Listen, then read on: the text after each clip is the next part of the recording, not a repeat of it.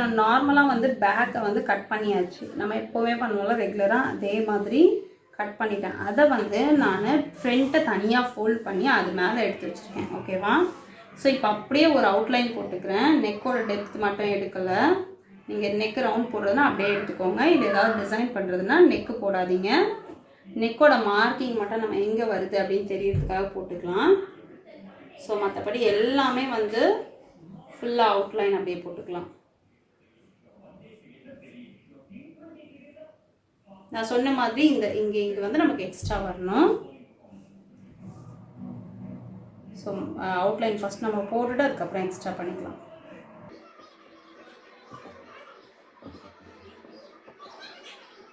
ஃபுல்லாக அவுட்லைன் போட்டுட்டேன். இப்போ வந்து நம்ம அந்த அடிஷ்னலாக கொடுக்கணும்னு சொன்னோம்ல, அந்த அளவு கிளாத்தை வந்து நம்ம அடிஷ்னலாக விட்டுக்கலாம். ஃபுல்லாக நான் 1 இன்ச் விட போகிறேன். இது வந்து நம்ம இந்த மாதிரி விடக்கூடாது அப்படின்னா நம்ம வந்து ஒரு சார்ட்லையோ இல்லை நியூஸ் பேப்பர்லையோ மார்க்கிங் போட்டுட்டு அதுக்கப்புறம் கட் பண்ணிட்டோம் அப்படின்னா நமக்கு இந்த மாதிரி அடிஷ்னலாக விடணும்னு அவசியம் கிடையாது. ஸோ எல்லா இடமும் நமக்கு ஜாயின் வரும், கட் பண்ணிவிட்டு ஜாயின் பண்ணுவோம் அப்படின்றதால நமக்கு அது கண்டிப்பாக அந்த பீஸ் வந்து எக்ஸ்ட்ரா இருந்தால் தான் ஃப்ரண்ட் அண்ட் பேக் ஈவனாக வரும்.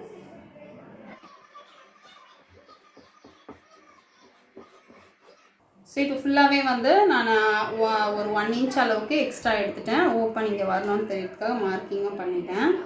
ஸோ இப்போ இதை எடுத்துடலாம். இப்போ நான் உங்களுக்கு மார்க்கிங் சொல்லி கொடுத்தேன்ல, பிரின்சஸ் கட் மார்க்கிங், அதை வந்து நம்ம மார்க் பண்ணிடலாம்.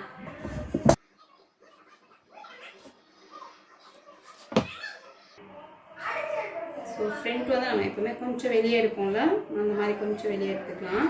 எடுத்துகிட்டு இங்கே ஒரு 1/2 இன்ச்சு விட்டுட்டு ஆமோல் அளவு, இங்கே வரைக்கும் இருக்கிற ஆமோல் அளவு நம்ம அடிஷ்னலாக விட்டது வேண்டாம்.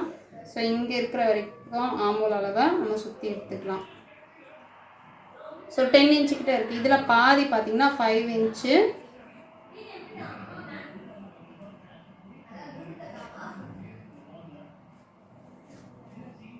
ஸோ இங்கே வந்து 5 இன்ச், இதில் பாதி வந்து நம்ம இங்கே மார்க் பண்ணிட்டோம். ஓகேவா? நெக்ஸ்ட் பார்த்திங்கன்னா இது வந்து உள்பக்கமாக பண்ணோம், நான் மேல் பக்கமே பண்ணிகிட்ருக்கேன். பரவாயில்ல, போயிடும். ஸோ அதுக்கப்புறம் மேலே இருந்து நான் சொன்ன மாதிரி அந்த 9 இன்ச்சு 9.5 10 உங்களுக்கு என்ன மெஷர் வேணுமோ அந்த மெஷர் நீங்கள் எடுத்துக்கோங்க. ஸ்டிச்சிங்கோடு சேர்த்து நான் 10 இன்ச்சில் ஒரு லைன் போட்டிருக்கேன்.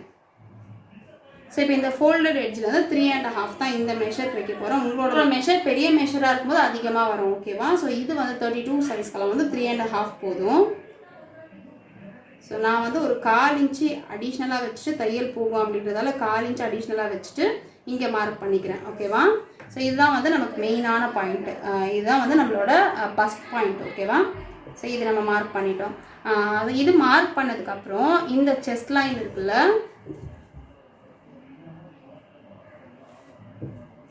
இங்கேயும் அதுக்கப்புறம் நம்மளோட வேஸ்ட் லைனையும் நம்ம மார்க் பண்ணிக்கலாம்.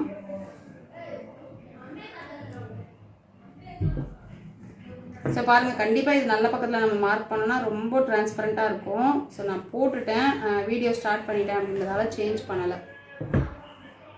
ஸோ இப்போ இங்கே நம்ம மார்க் பண்ணிட்டோம். இப்போ இங்கே நான் 3.25 வச்சேன்ல, அதே மெஷர்மெண்ட்டை இங்கேயும் நான் போட்டுக்கிறேன். 3.25 இங்கேயும் அதே 3.25 வச்சுக்கிறேன். வச்சு நம்ம ஸ்ட்ரைட் லைன் மாதிரி போட்டுக்கலாம்.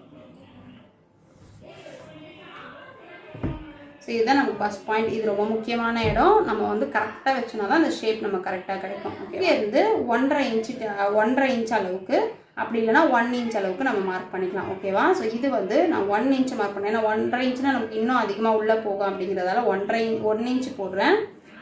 ஸோ இந்த மெஷர்மெண்ட்டுமே, ஸோ இங்கே வந்து 1 இன்ச்சு போட்டிருக்கேன், இங்கே வந்து 1.5 இன்ச்சு போடுறேன். ஸோ நமக்கு ஷேப்புக்கு தான். ஸோ நமக்கு ஏற்ற மாதிரி நம்ம அட்ஜஸ்ட் பண்ணிக்கலாம். அந்த ஷேப் கரெக்டாக போய் சேரணும், அவ்வளோதான்.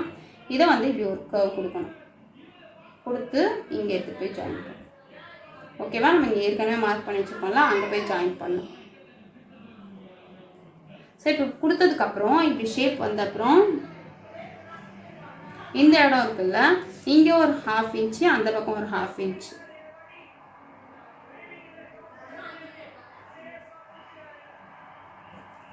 ½ இன்ச்சு மார்க் பண்ணிவிட்டு இந்த பாயிண்ட் டக் பாயிண்ட் பிடிச்சிருக்கோம்ல, அங்கேருந்து இந்த பக்கம் ஒரு லைன், இந்த பக்கம் ஒரு லைன்.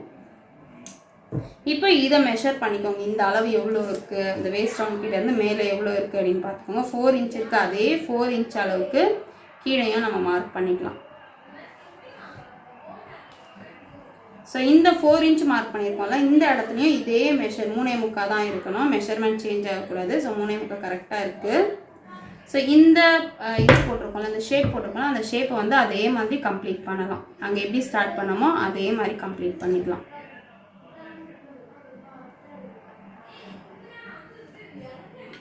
ஸோ இவ்வளோ தான் வந்து பிரின்சஸ் கட்டோட பேட்டர்ன். இப்போ வந்து இதை நீங்கள் ஸ்ட்ரைட்டாக இந்த லைன் இப்போ நம்ம கட் பண்ணதுக்கப்புறம் நீங்கள் ஸ்ட்ரைட்டாக வேணும்னா ஸ்ட்ரைட்டாக எடுத்துக்கலாம், இல்லை கொஞ்சம் க்ராஸாக வேணும்னா க்ராஸாக எடுத்துக்கலாம். நான் ஸ்ட்ரைட்டாகவே கட் பண்ணிக்கிறேன், அதே அளவு வச்சு கட் பண்ணிக்கிறேன்.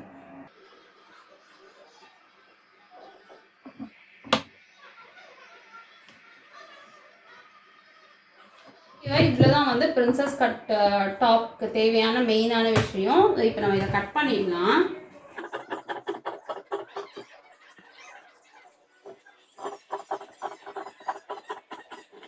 இப்போ மிடில் போட்டிருக்கோம்ல, அந்த லைனையும் அது எப்படி கட் பண்ணுறதுன்னு பார்த்துக்கோங்க, கரெக்டாக வரணும்.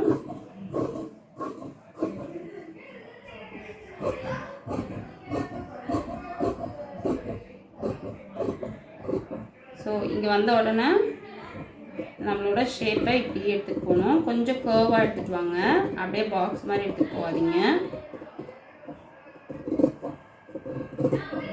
ஸோ இந்த இடத்துல ஆமோல் கிட்ட வரும்போது பாருங்கள், நான் நோட்ஸில் காட்டினேன் அந்த ஒரு மார்க்கிங் மட்டும் நான் பண்ணலை, அது கட் பண்ணும்போது பண்ணிடலாம். இப்போ இந்த சைடு தான் நான் ஃபஸ்ட்டு கான்சன்ட்ரேட் பண்ணுறேன்.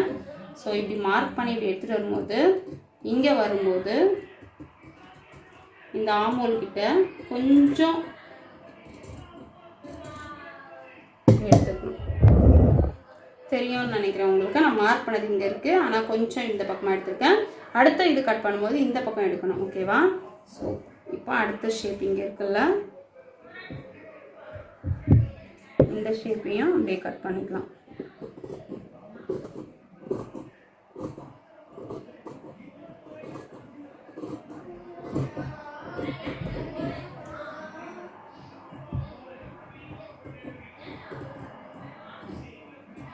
ஸோ இங்கே பாருங்கள்,